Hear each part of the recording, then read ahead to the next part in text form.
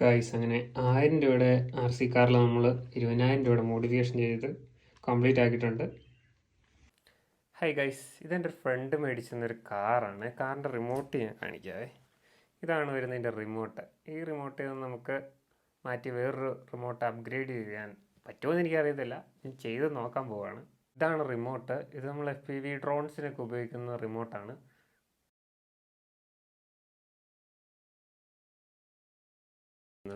ചെറിയൊരു ബോർഡ് ഉണ്ട്. നമുക്ക് ഈ ബോർഡൊക്കെ എടുത്ത് മാറ്റിയിട്ട് പുതിയ ബോർഡ് വെക്കാം. അതിനകത്ത് വെക്കുന്നത് ഇത് നമ്മുടെ RC പ്ലെയിനൊക്കെ വെക്കുന്നതാണ്. RC പ്ലെയിന് വേണ്ടി മേടിച്ചതാണ് വെക്കുന്നത്.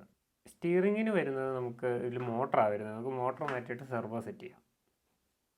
അങ്ങനെ ഇതിൽ നമ്മൾ ഫ്രണ്ട് സ്റ്റിയറിങ്ങിന് സെർവോ കൊടുത്തിട്ടുണ്ട്.